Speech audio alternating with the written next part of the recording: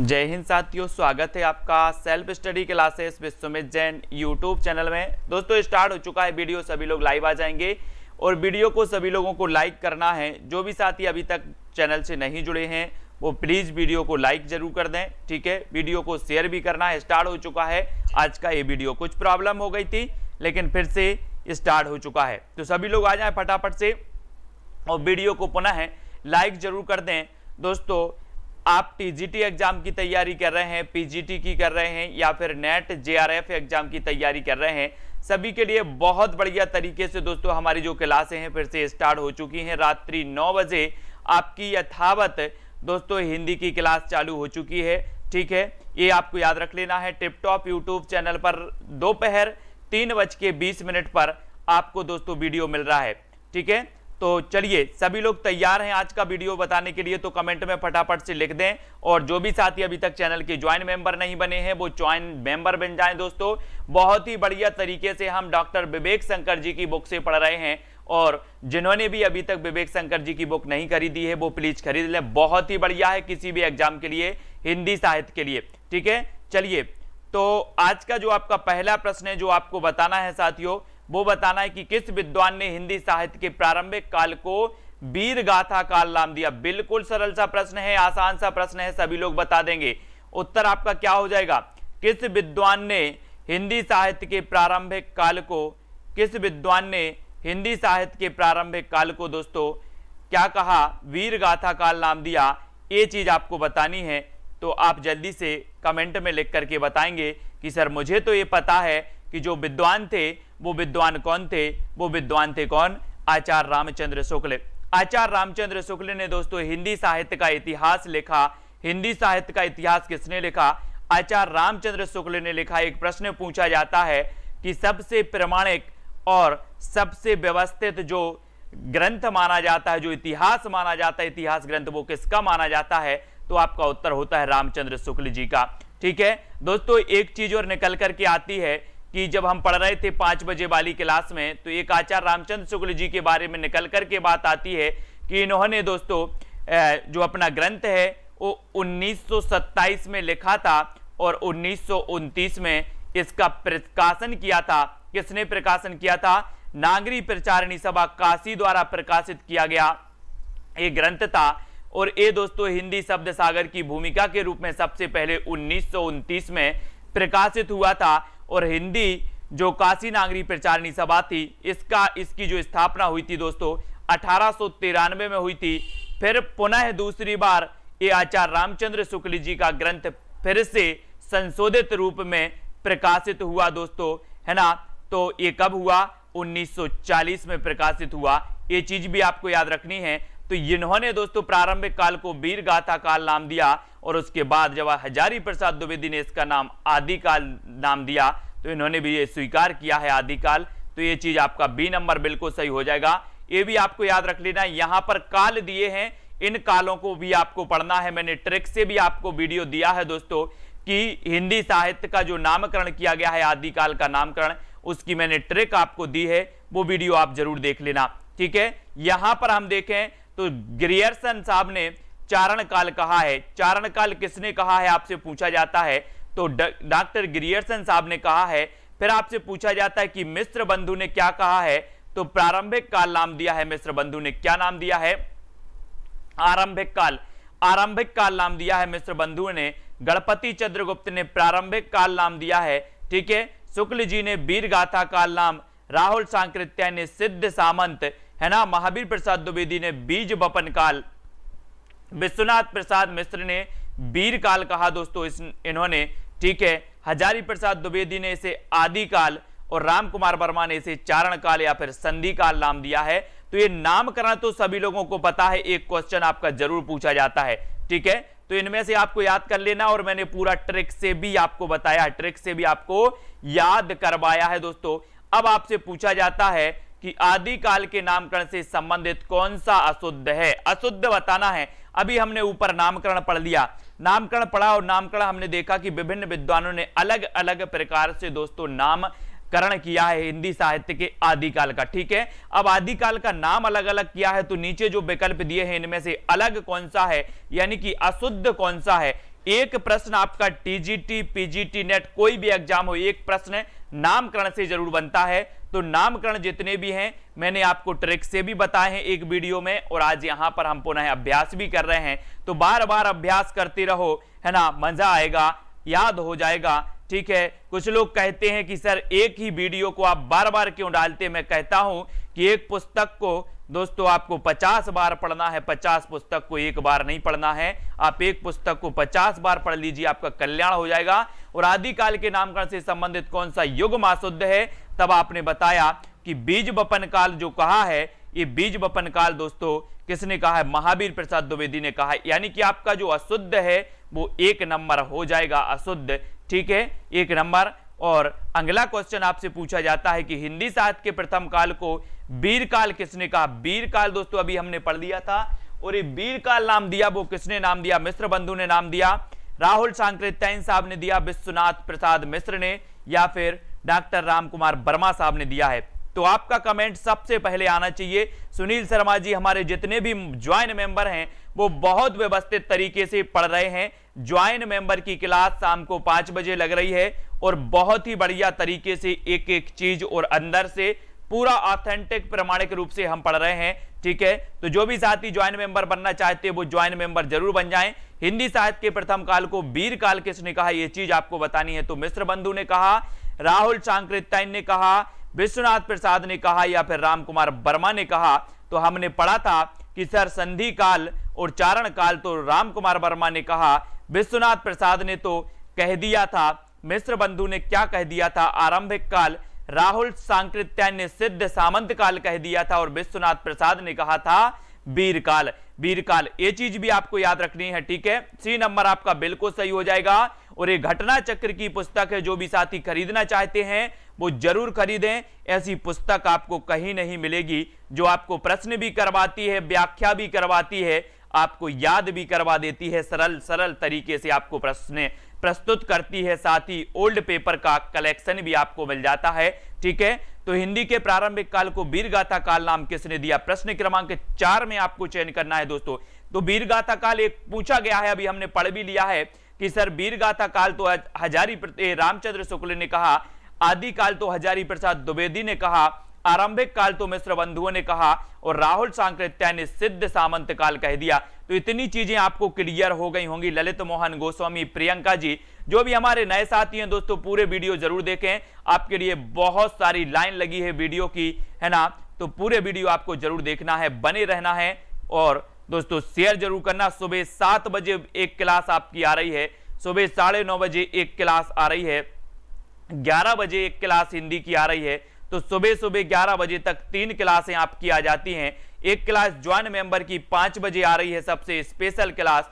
ठीक है, और दोस्तों एक क्लास आपकी 9 बजे आ रही है। तो आप जरूर बताएं, और जो भी साथी ज्वाइन नहीं हो पा रहे हैं वो यूट्यूब में एक बार सर्च कर लें, how to join YouTube channel, तो आपको वीडियो मिल जाएंगे बहुत सारे, कैसे यूट्यूब चैनल को के ज्वाइन मेंबर बनना है। ठीक है, तो यूट्यूब में सर्च कर लेना, आदिकाल को वीरगाथा काल किसने कहा है, वीरगाथा काल किसने कहा है। ये क्वेश्चन कई एग्जाम में पूछा गया, वीरगाथा काल। तो ये वीरगाथा काल तो आप सभी को पता है कि सर वीरगाथा काल तो कहा है रामचंद्र शुक्ल जी ने। फिर आपसे पूछा जाता है कि हिंदी साहित्य के आदिकाल के लिए सिद्ध सामंत युग के नाम से किसने पुकारा है, किसने कहा इसे सिद्ध सामंत युग, आचार्य रामचंद्र शुक्ल जी ने, डॉक्टर रमाशंकर शुक्ल रसाल, डॉक्टर शिव प्रसाद सिंह, या फिर राहुल सांकृत्यायन ने। तो अपन ने बहुत अच्छे से पढ़ा है, बहुत अच्छे से याद भी किया है, ट्रिक से भी याद किया है। लगभग 125 वीडियो, ट्रिकी वीडियो आप तक प्रेषित किए जा चुके हैं। ठीक है, तब आपका यहां पर सबसे अच्छा उत्तर आता है सुनीता मौर्य, है ना, पूनम जी, आर्यन सिंह जी, और दोस्तों फतेह सिंह जी, मंजू जी, सभी लोग वीडियो को लाइक जरूर करते रहें। और राहुल सांकृत्यायन यानी डी नंबर आपका बिल्कुल सही हो जाएगा, डी नंबर आपका बिल्कुल सही है, राहुल सांकृत्यायन का आपका बिल्कुल सही है। ठीक है, और दोस्तों आदिकाल को सिद्ध सामंत युग कहा है तो किसने कहा है, प्रश्न क्रमांक 7 का उत्तर आपको बताना है। सिद्ध सामंत काल हमने पढ़ भी लिया था, किसने कहा है। और नेट जेआरएफ वाले जरूर ज्वाइन हो जाएं दोस्तों, ज्वाइन मेंबर जरूर बन जाएं, उनके लिए बहुत ही बढ़िया तरीके से अपन पढ़ रहे हैं। आदिकाल को सिद्ध सामंत युग कहा है। और टीजीटी वाले, टीजीटी वालों के लिए 10 दिन पूरी डेमो क्लास चल रही है, ट्रिकी वीडियो, यानी कि सुबह 7 बजे और दोपहर सुबह 11 बजे, सुबह 7 बजे, 9:30 बजे, 11 बजे। ये टीजीटी पीजीटी वाले जरूर देखते जाएं, और जो फिर साथी ज्वाइन मेंबर बन जाते हैं उनको स्पेशल क्लास दी जाएगी। तो जितने भी साथी ज्वाइन मेंबर बन सकते हैं वो जरूर बनेंगे। और राहुल सांकृत्यायन यानी 1 नंबर आपका बिल्कुल सही है। एक क्वेश्चन बार बार पूछे गए हैं, ये मत बोलना सर कि ये कितने बार प्रश्न आ रहा है, मैं बता रहा हूं कि ये जितने बार आ रहा है उतने बार पूछा भी गया है, यानी कि इंपॉर्टेंट आप IMP लगा के रख लेना इसको। हिंदी साहित्य के आदिकाल को सिद्ध सामंत युग नाम किसने दिया? फिर से पूछा गया यहां पर, यानी कि ये सिद्ध सामंत युग भी मोस्ट इंपॉर्टेंट हो जाता है। वीर गाथा काल भी कई बार पूछा गया, सिद्ध सामंत युग भी पूछा गया है। यहां पर पूछा गया कि आदिकाल हिंदी साहित्य को सिद्ध सामंत काल कहने वाले विद्वान कौन है? तो कहने वाले विद्वान तो हमने पढ़ दिया कि सर राहुल सांकृत्यायन है, ठीक है। तो ये कितनी बार पूछा गया क्वेश्चन है वो आपको यहां पर कितनी बार पूछा गया उससे आपको अंदाजा लग जाता है, ठीक है। फिर आपको बताना है कि आदिकाल को बीज वपन काल किसने किया है? जल्दी से आपको चयन करना है। बीज वपन काल अंजू सरोज, जल्दी से प्रश्न क्रमांक 10 का आंसर बीज वपन काल किसने कहा है दोस्तों? आपको बताना है बीज वपन। और बोले सर बीज तो अहिंसा के बोए थे महावीर भगवान ने, और जब महावीर भगवान ने बोए थे तो कोई महावीर ही होंगे जो बीज वपन काल कहेंगे आदिकाल को। तब आपका फिर से उत्तर हो जाता है, क्या उत्तर हो जाता है प्रश्न क्रमांक 10 में? सुनील शर्मा जी, निकिता तनवर। और जल्दी से आपको ज्वाइन मेंबर बन जाना है यार। आप लोग कहां बहुत सारी चीजें लगाकर कोचिंग करते हैं, 10-10, 20-20 हजार करके, आज 59 रुपए में आप चैनल के ज्वाइन मेंबर नहीं बन पाते हैं। कोई बात नहीं, जो भी साथी नहीं बन पा रहे हैं, जिनको दिक्कत होती है या देने में कोई 59 रुपए पे करने में दिक्कत होती है, वो मुझे पर्सनल बता देंगे, मैं फुल सपोर्ट करने वाला हूं। ऐसे मेरे साथी जितने भी साथी हैं, बहुत सारी 4-5 क्लासें तो आपकी बिल्कुल फ्री आती हैं, एक क्लास बस ज्वाइन मेंबर की आती है, जो आप अटेंड करना चाहते हैं तो वो कर सकते हैं, ठीक है। ये भी आपको याद रख लेना है। आदिकाल को बीज वपन काल नाम आपके राम महावीर प्रसाद द्विवेदी साहब ने कहा है, ठीक है, महावीर प्रसाद द्विवेदी। और आदिकाल के लिए बीज वपन काल नामकरण करने वाले जो विद्वान थे, ये फिर से पूछा गया इस प्रकार से, यानी कि आपका उत्तर हो जाएगा, क्या हो जाएगा, क्या हो जाएगा दोस्तों? महावीर प्रसाद द्विवेदी। तो ये कई प्रकार से प्रश्न पूछा जाता है, यहां से फिर पूछ लिया गया कि आदिकाल को बीज वपन काल किसने कहा?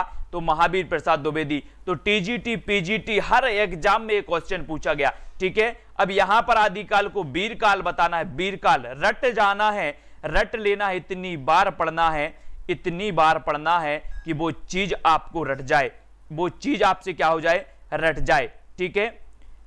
रटना है अपन को बिल्कुल। कई बार जब आप पढ़ोगे तो माइंड में सेट हो जाती है बात, एक बार पढ़ोगे कभी सेट नहीं होने वाली। करत करत अभ्यास के, आपने पढ़ी है ना, तो अभ्यास बहुत करना है। और यहां पर वीर काल जो कहा है, बोले सर विश्व में वीरों को बड़ा सम्मान दिया जाता है, विश्व में वीरों को सम्मान दिया जाता है, इसलिए वीर काल भी कहा है। तो विश्वनाथ प्रसाद ने कहा है, विश्वनाथ प्रसाद ने कहा है, ठीक है। अब आदिकाल तो आपको पता ही है दोस्तों कि आदिकाल जो नाम दिया है वो किसने दिया है? हजारी प्रसाद द्विवेदी। हजारी प्रसाद द्विवेदी साहब ने आदिकाल नाम दिया हिंदी साहित्य को, ठीक है। तो ये आदिकाल भी कई बार पूछा गया, हजारी प्रसाद द्विवेदी आदिकाल, ठीक है, इसको आपको याद रख लेना है। अब दोस्तों हम बढ़ जाते हैं आगे और पढ़ते हैं फिर से यहां से, ठीक है। यहां पर आपको कुछ महत्वपूर्ण चीजें हैं कि आदिकाल को प्रारंभिक काल नाम किसने दिया? प्रारंभिक काल बताना है। तो यहां पर जो प्रश्न आपका दिया है वो प्रारंभिक काल नाम दिया है ना। अब ऐसी अगर स्थिति आपकी बनती है दोस्तों प्रारंभिक काल की, तो प्रारंभिक काल तो आपको पता है कि प्रारंभिक काल नाम तो गणपति चंद्रगुप्त जी ने दिया है, गणपति चंद्रगुप्त जी ने दिया है। लेकिन अगर बात करें आरंभिक काल की, तो आरंभिक काल मिश्र बंधु ने दिया है। लेकिन यहां पर प्रारंभिक काल आपसे पूछा गया और आपके ऑप्शन में गणपति चंद्रगुप्त नहीं है, तो आप मिश्र बंधु लगा देना, है ना। लेकिन कंफ्यूजन आप दूर कर लेना। इसका देखो कैसे दिया है। उपर्युक्त प्रश्न की व्याख्या उत्तर प्रदेश शिक्षा सेवा चयन बोर्ड ने अपनी प्रारंभिक उत्तर कुंजी में विकल्प नंबर बी दिया था, किंतु संशोधित उत्तर कुंजी में इस प्रश्न को मूल्यांकन से बाहर कर दिया गया, क्योंकि यह प्रश्न ही गलत है, प्रश्न ही गलत है। मिश्र बंधुओं ने आरंभिक काल नाम दिया था और गणपति चंद्रगुप्त ने प्रारंभिक काल नाम दिया था आदिकाल को, ठीक है। तो ये अलग कर दिया गया था, ठीक है, तो ये तो आपको हो गया होगा। अब यहां पर आपको चयन करना है दोस्तों इस प्रकार से, आचार्य शुक्ल ने यहां पर चयन कर लो, बिल्कुल टाइम आपको नहीं लगाना है। वीरगाथा काल, हजारी प्रसाद द्विवेदी ने आदिकाल, राहुल सांकृत्यायन ने सिद्ध सामंत काल, मिश्र बंधुओं ने आरंभिक काल। यहां पर प्रारंभिक नहीं है, यहां पर आरंभिक है। ठीक है, इसको सभी लोग सुधार लेना, आरंभिक काल। ठीक है, बिल्कुल सही है। अब यहां पर दोस्तों अपन को बताना है कि इनमें से किस साहित्य इतिहासकार ने अपने इतिहास ग्रंथ में हिंदी के गद्य साहित्य को गद्य का आविर्भाव, गद्य का प्रवर्तन, गद्य का प्रसार और गद्य की वर्तमान गति नामक खंडों में विभक्त करके विवेचित किया है। बहुत ही बढ़िया प्रश्न है, सभी लोग बताएंगे। मुक्ता जी, सुनील शर्मा जी, पारो कुशवाहा, इनमें से किस साहित्य इतिहासकार ने अपने इतिहास ग्रंथ में हिंदी के गद्य साहित्य को गद्य का आविर्भाव, गद्य का प्रवर्तन, गद्य का प्रसार और गद्य की वर्तमान गति नामक खंडों में विभक्त करके विवेचित किया है? तब आपका उत्तर क्या होगा? प्रश्न थोड़ा सा कठिन है लेकिन आपके लिए बहुत ही महत्वपूर्ण है। अर्चना गुप्ता जी, सी नंबर, ये आपको याद रख लेना, रामचंद्र शुक्ल, गद्य का आविर्भाव, गद्य का प्रवर्तन, गद्य का प्रसार और गद्य की वर्तमान गति। ठीक है, तो सी नंबर आपका यहां पर बिल्कुल सही हो जाएगा, आचार्य रामचंद्र शुक्ल, जो कि सभी लोगों ने बिल्कुल सही चयन किया है। सही चयन करने वाले बहुत सारे स्टूडेंट हैं, निरंतर अध्ययन कर रहे हैं। ठीक है, आचार्य शुक्ल ने अपने इतिहास ग्रंथ में हिंदी गद्य साहित्य को इस प्रकार विवेचित किया, गद्य का आविर्भाव 1900 से 1925 है ना, और आधुनिक गद्य साहित्य की परंपरा का प्रवर्तन, जिसे कि प्रथम उत्थान काल कहा गया, संवत 1925 से 1950, गद्य साहित्य का प्रसार द्वितीय उत्थान काल 1950 से 1975, गद्य साहित्य की वर्तमान गति यानी कि तृतीय उत्थान काल 1975, संवत 1975 से अब तक। ये प्रथम उत्थान काल, द्वितीय उत्थान काल, तृतीय उत्थान काल, इनको आपको याद रख लेना है, ये आपसे पूछे ही जाते हैं। फिर अगला क्वेश्चन आपको बताना है। ठीक है, अगला क्वेश्चन आप बताएंगे कि बौद्ध धर्म से जुड़े हुए साहित्य की भाषा क्या है? आपने बौद्ध धर्म पढ़ा, जैन धर्म पढ़ा दोस्तों, सिद्ध साहित्य पढ़ा, नाथ साहित्य आदि काल में हमने पढ़ लिया, लेकिन ये हमें बताना है कि बौद्ध धर्म से जुड़े हुए साहित्य की भाषा क्या थी? लौकिक संस्कृति, वैदिक संस्कृति, पाली थी या फिर प्राकृत थी? प्रश्न क्रमांक 19 का उत्तर हमें चयन करना है। कुलदीप सिंह जी, प्रश्न क्रमांक 19, और आपको बिल्कुल सही पता है ना मायराम जी, 19 का डी आपने सही बताया है कि सर जो बौद्ध धर्म से संबंधित जुड़े हुए साहित्य की भाषा है वो भाषा है पाली। कौन सी भाषा है? पाली है, यानी बौद्ध धर्म की बात हो रही, और डी नंबर आपका बिल्कुल सही हो जाएगा। ठीक है, बौद्ध धर्म, प्राकृत भाषा के विविध रूप हैं, उनमें पाली प्राकृत का संबंध बौद्ध धर्म के ग्रंथों से है और अर्धमागधी का संबंध जैन धर्म ग्रंथों से है। ये भी आपको याद रख लेना, पाली प्राकृत का संबंध, पाली का संबंध किससे है? बौद्ध धर्म ग्रंथों से। अर्धमागधी का संबंध जैन धर्म ग्रंथों से है। जहां जब बौद्ध धर्म का प्रचार हुआ वहां पाली भाषा पहुंची, और जहां जैन धर्म का प्रसार हुआ वहां अर्धमागधी प्राकृत भाषा को साहित्यिक महत्व पूर्वी की तुलना में पश्चिम से अधिक हुआ, और उसमें भी विशेष रूप से महाराष्ट्री प्राकृत का प्रधान रहा। ठीक है, तो जैन धर्म, अर्धमागधी, बौद्ध धर्म, पाली। ठीक है, फिर अगला क्वेश्चन आपसे पूछा जाता है कि अपभ्रंश प्रभावित हिंदी रचना कौन सी है? अपभ्रंश प्रभावित हिंदी रचना कौन सी मानी जाती है? खोमाण रासो, ढोला मारूरा दुहा, भरतेश्वर बाहुबली रास, जय मयंक जस चंद्रिका। जल्दी से बताते जाएं, चारों रचनाएं हैं, चारों के कवियों को भी आपको बताना है। खोमाण रासो किसकी रचना है? ढोला मारूरा दुहा किसकी रचना है? भरतेश्वर बाहुबली रास किसकी रचना है? और जय मयंक जस चंद्रिका ये किसकी रचना है? ये भी आपको बताना है। और अपभ्रंश से प्रभावित हिंदी रचना कौन सी मानी जाती है? चार में से बताना है। इस प्रकार से अंदर से भी क्वेश्चन आपसे पूछे जाते हैं। सभी लोग लाइक जरूर कर देना, जो भी साथी। तो आपका राइट आंसर आपने बिल्कुल सही बताया। कौन सा बताया सुनील जी? 20 का सी नंबर, जो भरतेश्वर बाहुबली रास है, भरतेश्वर बाहुबली रास है, ये दोस्तों अपभ्रंश से प्रभावित रचना मानी जाती है। और सी नंबर जिन्होंने बताया है, सी नंबर भरतेश्वर बाहुबली रास, ये आपका बिल्कुल सही हो जाएगा। ठीक ठीक है, ये आपका सही है, इसको याद रखेंगे। और यहां पर थोड़ा सा हम आ जाते हैं, अपभ्रंश में रास नामक पहली सरस कृति भरतेश्वर बाहुबली रास 1184 ईस्वी इसका रचना काल है, जिसे विद्वानों ने रास परंपरा का प्रथम ग्रंथ घोषित किया है भरतेश्वर बाहुबली रास को, क्योंकि रास काव्य की सभी प्रवृत्तियों के बीज इसमें प्राप्त हो जाते हैं। साथ ही हिंदी साहित्य के इतिहास विकास की दृष्टि से इस ग्रंथ का बहुत ही महत्व है, ये भी आपको याद रख लेना है। अब आपको बताना है दोस्तों कि भरतेश्वर बाहुबली रास के जो लेखक हैं, जो कवि हैं दोस्तों, वो कौन हैं? भरतेश्वर बाहुबली रास जल्दी से फटाफट से बताएं। फिर खुमाण रासों की बात करें तो 43 छंद प्राप्त हुए हैं, है ना। और दोस्तों ये अज्ञात है, परंतु एक स्थल पर दलपति विजय शब्द देखकर आलोचकों ने अनुमान लगा लिया कि दलपति विजय ही खुमाण रासों के कवि हैं, है ना। और ढोला मारूरा दोहा एक कल्लोल कवि की है ना। ढोला मारूरा दोहा अपने मूल रूप में उपलब्ध नहीं है, यह लोक काव्य दोहा बद्ध था और मौखिक परंपरा में सुना गया था। अब यहां पर बहुत सारी चीजें आती हैं, है ना।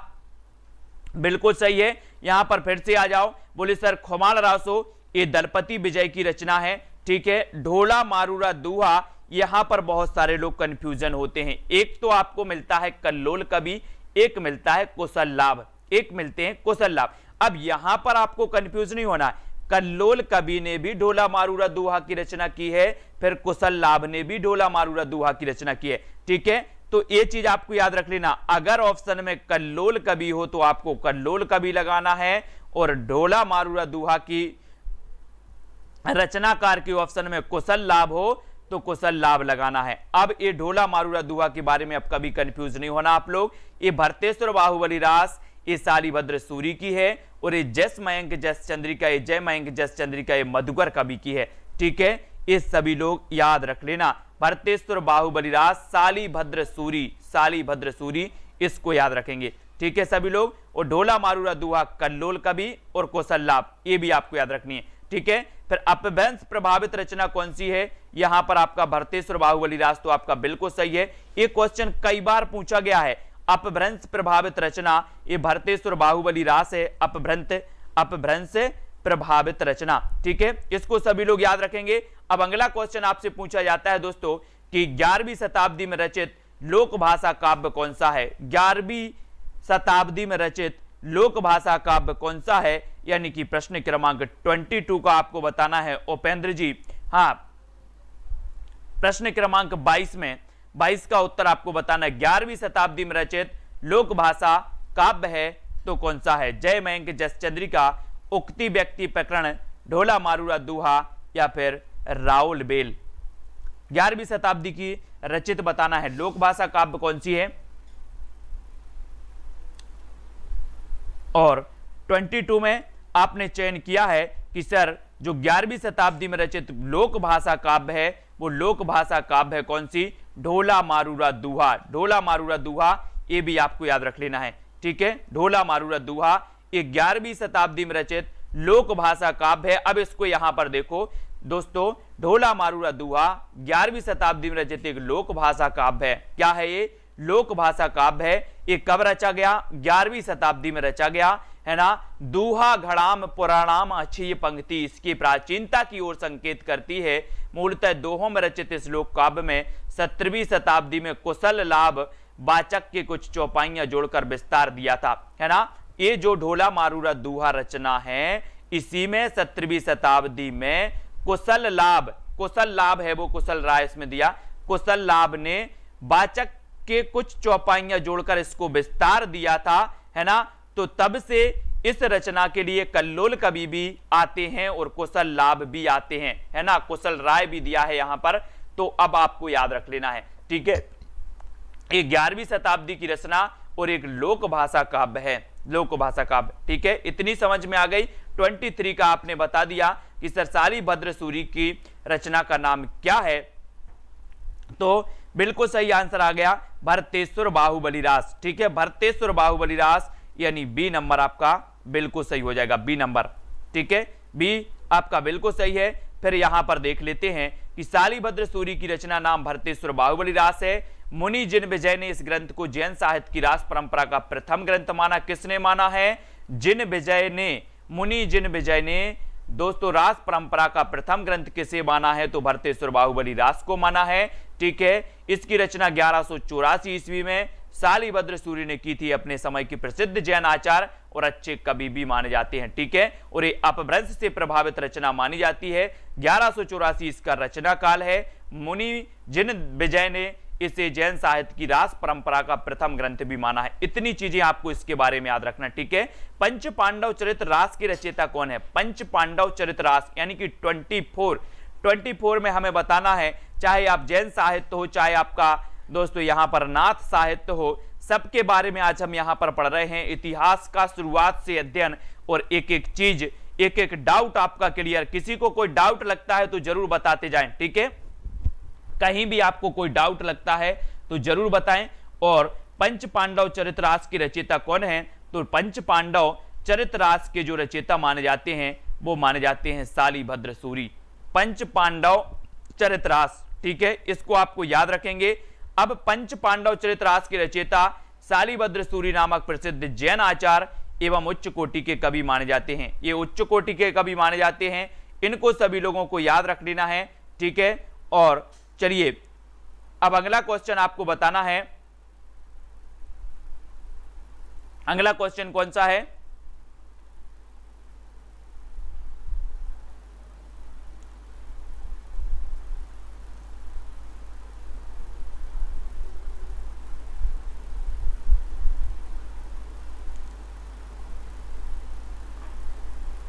जल्दी से बताएं, अपभ्रंश शब्द का सबसे पहले उल्लेख किसने किया? 25 में अपभ्रंश शब्द का सबसे पहले उल्लेख किसने किया है?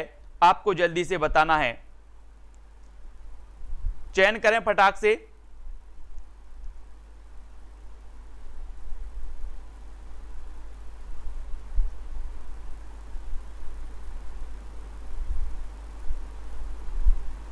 उत्तर क्या हो जाएगा आपका? अपभ्रंश शब्द का सबसे पहले उल्लेख किसने किया? तो उल्लेख किया था दोस्तों किसने? पतंजलि ने। अपभ्रंश शब्द का यानी सी नंबर आपका बिल्कुल सही होगा, सी नंबर। ठीक है, सी नंबर। अपभ्रंश शब्द का सबसे पहले उल्लेख महाभाष्यकार पतंजलि ने किया था। ठीक है, और जिससे पता चलता है कि संस्कृत या साधु शब्द के लोक प्रचलित विविध रूप अपभ्रंश कहलाते हैं। ठीक है, तो सबसे पहले किसने किया था? पतंजलि ने किया था, यानी आपका सी नंबर बिल्कुल सही हो जाएगा। सी नंबर आपका सही हो जाएगा।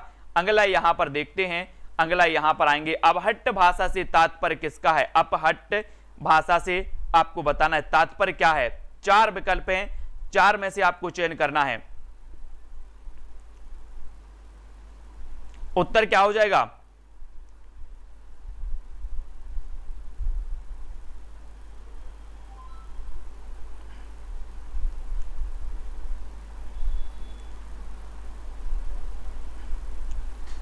जल्दी से बताएं, अपहट्ट भाषा से तात्पर्य है तो क्या तात्पर्य है? प्रश्न क्रमांक 26 और तात्पर्य आपका हो जाएगा ग्रामीण अपभ्रंश। अपहट्ट भाषा से तात्पर्य है ग्रामीण अपभ्रंश, यानी आपका जो ए नंबर है वो बिल्कुल सही हो जाएगा, ए नंबर। ठीक है, ए नंबर आपका सही होगा। अपहट्ट अपभ्रष्ट शब्द का विकृत रूप है दोस्तों। अपहट्ट जो है, ये अपहट्ट जो है ये अपभ्रष्ट शब्द का विकृत रूप है। इसे अपभ्रंश का अपभ्रंश या परवर्ती अपभ्रंश कह सकते हैं। अगर कभी आपसे पूछा जाए कि अपभ्रंश का अपभ्रंश कौन है तो आप बता देना अपहट्ट या परवर्ती अपभ्रंश इसे कहा जाता है। अपहट्ट अपभ्रंश आधुनिक भारतीय आर्य भाषाओं के बीच की संक्रमणकालीन या फिर संक्रांतिकालीन भाषा मानी जाती है। अपहट्ट आपने पढ़ी होंगी दोस्तों, विद्यापति की पढ़ी हैं। कैसे पढ़ी हैं? इनकी जो रचनाएं कीर्तिलता और कीर्ति पताका, ये 2 रचनाएं जो है अपहट्ट में है, अपहट्ट भाषा में है ना, कीर्तिलता और कीर्ति पताका। और पदावली इनकी मैथिली भाषा में रचना है। वही अपहट्ट है जो अपभ्रंश की अपभ्रंश कहलाती है, अपहट्ट। ठीक है, ये भी आपको याद रख लेना है। और इसका कालखंड 900 ईस्वी से 1100 ईस्वी माना जाता है अपहट्ट का। ठीक है, अपहट्ट को अपभ्रंश और प्राणी हिंदी के बीच की कड़ी मानी जाती है, ये भी आपको याद रख लेना है। ठीक है ना। और अपहट्ट की अगर बात करें तो भाषा के प्रमुख रचनाकार अद्दहमाण यानी कि जिसे अब्दुल रहमान कहते हैं, इनकी संदेश रासक है। दामोदर पंडित की उक्ति व्यक्ति प्रकरण है। ज्योतिश्वर ठाकुर की वर्ण रत्नाकर और विद्यापति की कीर्ति लता कीर्ति पताका है। ठीक है, ये आपको याद रख लेना। अबहट्ट में शिक्षा शब्द के लिए कौन सा रूप मिलता है? संजय सिंह जी ज्वाइन बटन पर क्लिक करें, वहां पर आप ज्वाइन बटन पर क्लिक करें करके ज्वाइन हो सकते हैं, ठीक है। अबहट्ट में शिक्षा शब्द के लिए कौन सा रूप मिलता है? शिक्षा शब्द के लिए प्रश्न क्रमांक 27। अबहट्ट में, अबहट्ट की रचनाएं अपन ने पढ़ ली, कौन सी पढ़ ली? कीर्ति लता, कीर्ति पताका, वर्ण रत्नाकर पढ़ ली, ठीक है, उक्ति व्यक्ति पढ़ ली, संदेश रासक पढ़ ली। ये अबहट्ट की रचनाएं मानी जाती हैं। अबहट्ट अपभ्रंश की अपभ्रंश कहलाती है। 900 से 1100 ईस्वी इसका कालखंड माना जाता है अबहट्ट का। अबहट्ट में शिक्षा शब्द के लिए उपयोग किया जाता है शिक्षा। क्या किया जाता है? शिक्षा। शिक्षा शब्द के लिए शिक्षा उपयोग किया जाता है, यानी आपका उत्तर क्या होगा? विकल्प नंबर शिक्षा सही हो जाएगा, सी नंबर, ठीक है। सी जिन्होंने बताया उनका आंसर सही है। सभी लोग वीडियो को लाइक जरूर कर देना। 9 बजे रोज अपनी क्लास हो रही है, सुबह 7 बजे एक क्लास आप तक पहुंच रही है, सुबह 9:30 पर एक क्लास आप तक पहुंच रही है, फिर 11 बजे एक क्लास आप तक पहुंच रही है ना, और 5 बजे एक ज्वाइन मेंबर की क्लास हो रही है। तो टोटल कुल मिला के 5 क्लासें हिंदी साहित्य की दिन में हो रही हैं। सभी लोग पढ़ते रहें, कुछ ट्रिक से, कुछ विस्तृत, है ना, और कुछ दोस्तों ओल्ड पेपर का सॉल्व, सब कुछ हो रहा है यहाँ पर।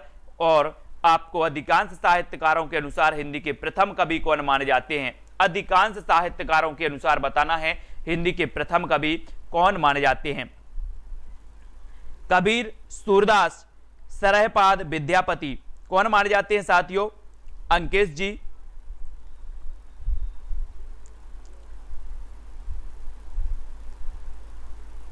Sonu Singh ji, very good, welcome. अधिकांश साहित्यकारों के अनुसार हिंदी के प्रथम कवि कौन है? और आपको पता होगा दोस्तों कि हिंदी के प्रथम कवि माने जाते हैं सरहपा, और सरहपा को राहुल सांकृत्यायन ने हिंदी का प्रथम कवि माना है ना। इनकी रचना कौन सी है? दोहा कोश।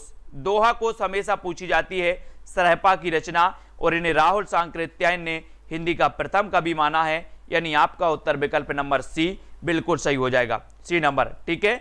अधिकांश इतिहासकारों के अनुसार हिंदी के प्रथम कवि का नाम देखो। सरहपाद को माना किसने? राहुल सांकृत्यायन ने। 7वीं शताब्दी ईस्वी के सरहपाद को हिंदी का प्रथम कवि माना।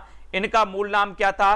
राहुल भद्र। अगर कभी ऑप्शन में राहुल भद्र आ जाए, अब अगर कोई कभी ऑप्शन में क्या आ जाए? राहुल भद्र आ जाए, तो राहुल भद्र को हिंदी का प्रथम कवि किसने माना? अगर ऐसा पूछ लिया जाए तो आप लगा देना राहुल सांकृत्यायन, है ना। और उनके सरहपा, सरोज वज्र, पद्म तथा पद्म वज्र नाम भी लिए जाते। पद्म वज्र, पद्म, सरोज वज्र या फिर सरहबा, ये कोई भी नाम आपसे पूछ लिया जाएगा, आपको लगा देना है दोस्तों क्या? राहुल सांकृत्यायन। वे बौद्ध धर्म की वज्रयान और सहजयान के प्रवर्तक हैं। 84 सिद्धों में से एक थे, है ना, ये भी आपको याद रख लेना है। बोलचाल की जो भाषा आरंभिक हिंदी है प्रयुक्त हुई है। सरहपाद की रचनाओं का संपादन राहुल सांकृत्यायन ने दोहा कोश नाम से किया है। अगर आपसे पूछा जाए कि सरहपाद की रचनाओं का संकलन किसने किया, तो राहुल सांकृत्यायन ने। सरहपा को हिंदी का प्रथम कवि किसने माना? राहुल सांकृत्यायन ने, है ना। और राहुल सांकृत्यायन ने सरहपाद की रचनाओं का जो संकलन किया वो किस नाम से किया? तो वो किया दोहा कोश के नाम से। इतनी तो चीजें आप याद रख सकते हैं, इसमें तो कोई कठिनाई है नहीं। डॉक्टर गणपति चंद्रगुप्त ने शालिभद्र सूरी को हिंदी का प्रथम कवि माना, है ना। किसने? शालिभद्र सूरी, जिनकी रचना हमने पढ़ी थी भरतेश्वर बाहुबली रास, है ना। भरतेश्वर बाहुबली रास को दोस्तों जिन विजय ने, मुनि जिन विजय ने क्या माना था? जैन साहित्य रास परंपरा की प्रथम रचना माना था, है ना। और ये शालिभद्र सूरी की ही रचना है भरतेश्वर बाहुबली रास, और गणपति चंद्रगुप्त जी ने इन्हीं शालिभद्र सूरी को हिंदी का प्रथम कवि माना है। और राम कुमार वर्मा ने स्वयंभू को हिंदी का प्रथम कवि माना है। तो ये 3 इंपॉर्टेंट हैं, 3 इंपॉर्टेंट हैं जो यहां पर दिए गए हैं। सरहपा को माना राहुल सांकृत्यायन ने, शालिभद्र सूरी को माना गणपति चंद्रगुप्त ने, स्वयंभू को माना डॉक्टर राम कुमार वर्मा ने। ये तीनों ही आपको याद करनी है। अब आपसे पूछे जाएंगे किसको किसने माना, है ना, तो तैयार रहें। पहले तो मैं आपको बता चुका हूं, हिंदी के किस इतिहासकार के मतानुसार शालिभद्र सूरी हिंदी के प्रथम कवि हैं। जल्दी से उत्तर बता दो, अभी मैंने इसलिए आपको विस्तृत रूप से बता दिया था। फटाफट से उत्तर आपका आना चाहिए। 29 का प्रश्न है। देवांशी, अभिनव, निशित और अंकेश पाल जी, सभी लोग बताएंगे उत्तर क्या हो जाएगा 29 का।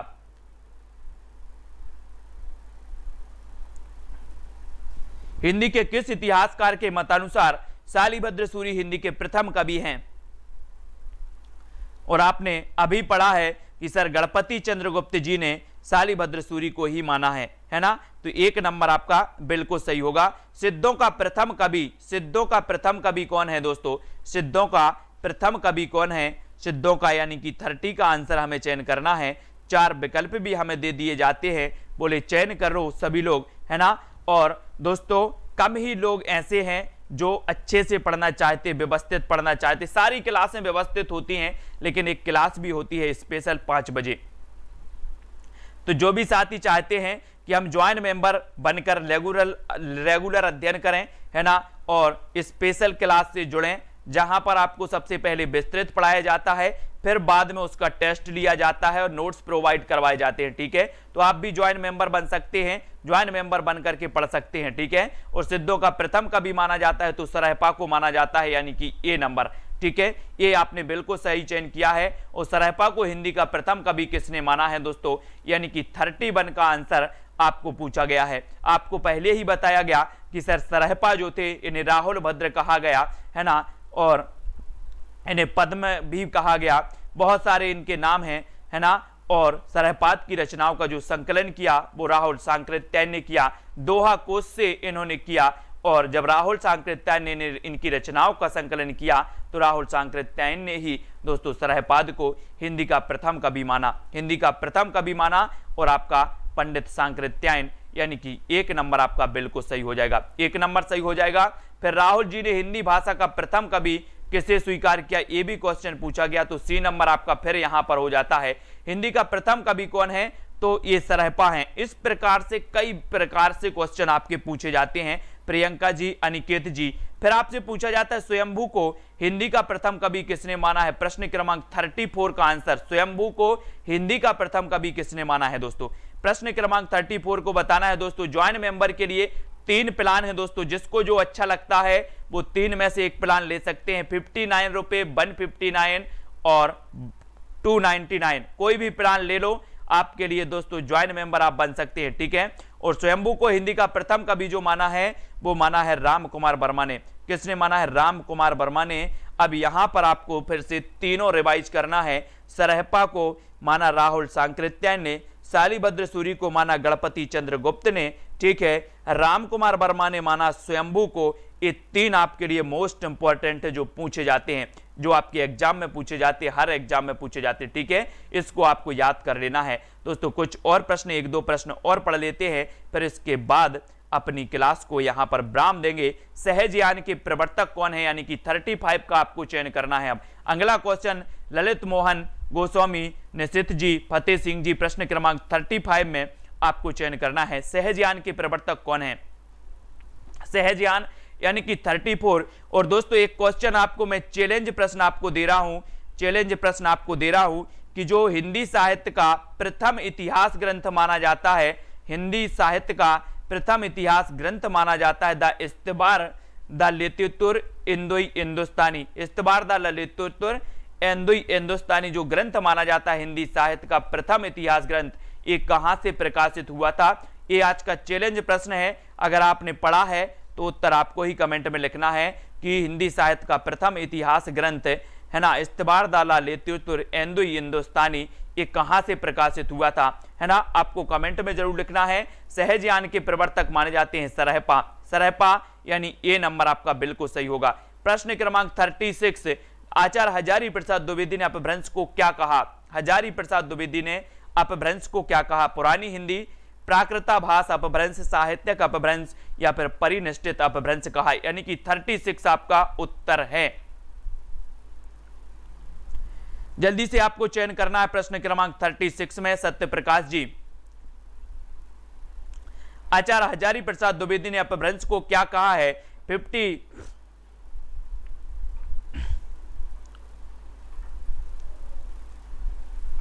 विजय बहादुर, प्रमोद कुमार जी, बिल्कुल सही बताया आपने कि ये पेरिस से प्रकाशित हुआ था, ठीक है, बहुत बढ़िया है। ये फ्रेंच भाषा में रचित ये माना जाता है, बहुत बढ़िया, फ्रेंच भाषा में रचित है। और फ्रांस की राजधानी आपको पता है पेरिस है, ठीक है, पेरिस। और पेरिस जो आपको पता है दोस्तों, ये सीन नदी के किनारे स्थित है, पेरिस सीन नदी के किनारे है ना, ये भी आपको याद रख लेना। यूनिसेफ का यहाँ पर क्या है, यूनिसेफ का मुख्यालय भी है पेरिस में, और पेरिस यानी कि जो फ्रांस है इसे किसानों का देश भी कहा जाता है, ये तो सभी लोगों को पता होगा।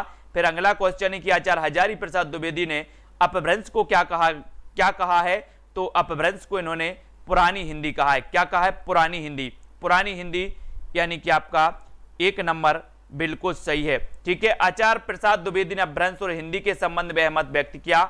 इस प्रकार 10वीं से 14वीं शताब्दी का काल, जिसे हिंदी का आदिकाल कहते हैं, भाषा की दृष्टि से अपभ्रंश का ही बढ़ाव, इसी अपभ्रंश के बढ़ाव को कुछ लोग उत्तरकालीन अपभ्रंश कहते हैं और कुछ लोग पुरानी हिंदी कहते हैं। इसके बारे में हम पढ़ेंगे। 12वीं शताब्दी तक निश्चित रूप से अपभ्रंश भाषा पुरानी हिंदी के रूप में चलती थी, यद्यपि उसमें नए तत्सम शब्दों का आगमन शुरू हो गया था। इस प्रकार भी अपभ्रंश को ही हिंदी से अलग रखना चाहते थे, फिर भी उन्होंने अपभ्रंश के उत्तरकालीन साहित्य को आदिकाल की सामग्री मानकर उसका विवेचन किया, और रामचंद्र शुक्ल ने पुरानी हिंदी को ही प्राकृताभास हिंदी या अपभ्रंश कहा है।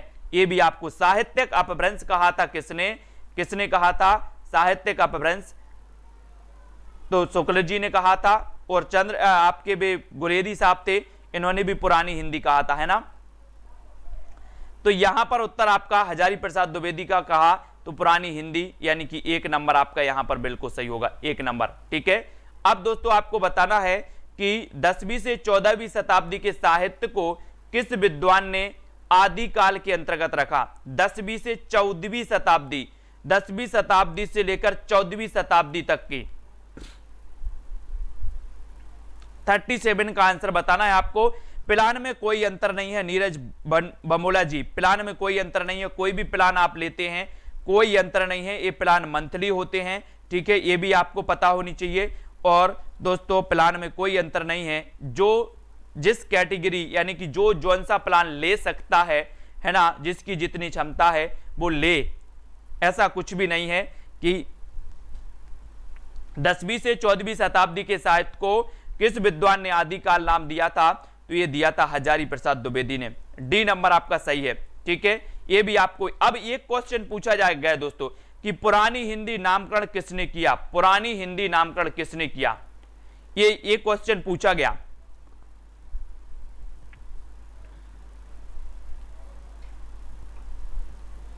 तो पुरानी हिंदी जो नामकरण किया था वो किसने किया था, 38 में,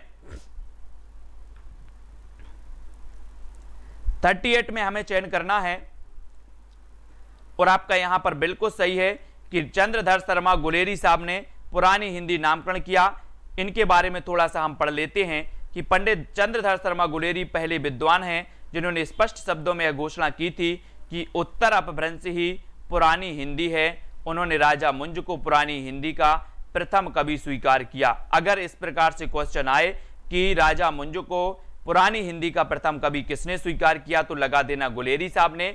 और आचार्य रामचंद्र शुक्ल ने गुलेरी जी के लेख के आधार पर अपने इतिहास में आदिकाल के अंतर्गत उत्तर अपभ्रंश की रचनाओं को यह मानते हुए भी स्थान दिया कि उनके आधार पर उस काल की कोई विशेष प्रवृत्ति निर्धारित नहीं की जा सकती। ठीक है, तो पुरानी हिंदी जो नामकरण किया था वो किसने किया था, चंद्रधर शर्मा गुलेरी।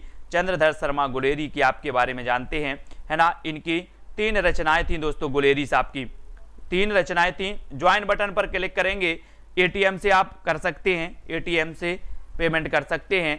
3 रचनाएं बता दो जल्दी से फटाफट से, 3 इनकी रचनाएं थी दोस्तों। एक क्वेश्चन आता है कि बताइए ऐसा कौन सा कवि है, लेखक है जिन्होंने मात्र 3 रचनाएं की हैं और हिंदी साहित्य में बहुत प्रसिद्धि पा गया, हिंदी साहित्य में अमर हो गया। वो ऐसा कौन सा विद्वान है, कौन सा ऐसा लेखक है, तो वो गुलेरी साहब हैं, है ना। गुलेरी साहब हैं। इनकी 3 वो रचनाएं कौन कौन सी हैं, जल्दी से कमेंट में लिखना है जो इनकी प्रसिद्धि का आधार बनी थी। फटाफट से सभी लोग बताएंगे। इंदुवाला, निशित जी, हेमलता, मंजू, स्टार चांबला, और जल्दी से कमेंट में बताएं।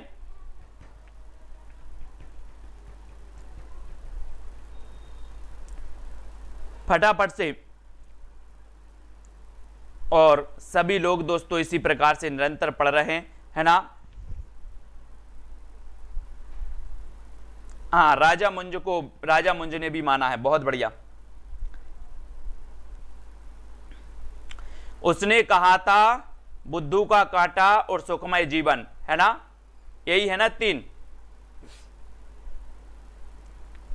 बहुत बढ़िया, बहुत बढ़िया आंसर आया आपका, है ना। कौन है ये? रेखा त्रिपाठी जी, बहुत बढ़िया। उसने कहा था, ये गुलेरी साहब जी की हैं, बहुत बढ़िया। बुद्धू का कांटा, उसने कहा था और सुखमय जीवन, ये रचनाएं दोस्तों चंद्रधर शर्मा गुलेरी की पूछी जाती हैं कभी कभी, है ना। बहुत बढ़िया, सभी को धन्यवाद। स्टार चावला, दिनेश सिंह जी, ललित जी, है ना, अनीता यादव जी, अर्चना जी, रीनू जी पांडे, वेरी गुड, फतेह सिंह, रजवंत जी और राजेश जी, स्टार चावला, यशरत्ती जी, सुनील शर्मा जी, सभी लोग इसी प्रकार से दोस्तों जुड़े रहें, वीडियो को लाइक करते रहें, है ना, और शेयर करना है। राजेश मौर्य जी, बिल्कुल आप लोग इसी प्रकार से अध्ययन करें, ट्रिक की वीडियो देखें सुबह 7 बजे, है ना, सुबह 9:30 बजे, 11 बजे, ये ट्रिक की वीडियो जरूर देखते जाएं, रिवीजन करते जाएं, बार बार जितना आप पढ़ोगे उतनी चीजें आपको याद होती जाएंगी और आप एग्जाम की ओर बढ़ते जाएंगे, है ना। और ललित मोहन जी, ठीक है, देवांशी और वीरेंद्र यादव जी, पूजा रानी, मंजू बाला, अनुपम, खुशी जी, मंजू चौधरी जी, सभी को धन्यवाद। सुनील शर्मा, स्नेहा, बानखेड़े जी, ये हमारे ज्वाइन मेंबर हैं, इनको भी पता है कि किस प्रकार से करण बॉस ऑफ, ये भी हैं हमारे ज्वाइन मेंबर, है ना। पूजा रानी जी, सोनू जी, निशित जी, फतेह सिंह जी, स्नेहा जी, इनसे पूछो जरा ये ज्वाइन मेंबर से कि आपको ज्वाइन मेंबर बनने में क्या आपको मतलब परेशानी गई थी, कैसे आप ज्वाइन मेंबर बन गए, कुछ लोग बन नहीं पा रहे हैं, है ना, और क्या क्या आपको सुविधाएं मिल रही हैं वहां पर ज्वाइन मेंबर के लिए, ठीक है।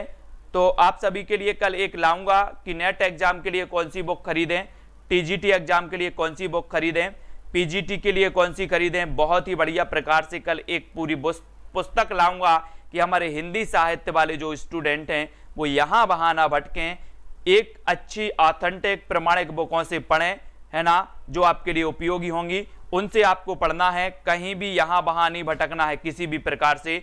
मैं कल एक वीडियो लेकर के आऊँगा जिसमें आपको बुक के बारे में बताऊँगा, वो ही बुक आपको खरीदना है ना, जहाँ पर आपको बहुत अच्छा डाटा मिलेगा, अच्छी चीज़ें आपको मिलेंगी। संदीप पांडे, ठीक है, रीता, पूजा जी, राज त्रिपाठी, अनुपम जी और नागलक्ष्मी जी, सभी को धन्यवाद दोस्तों। वीडियो को सभी लोग लाइक, अपने मित्रों तक शेयर कर देना।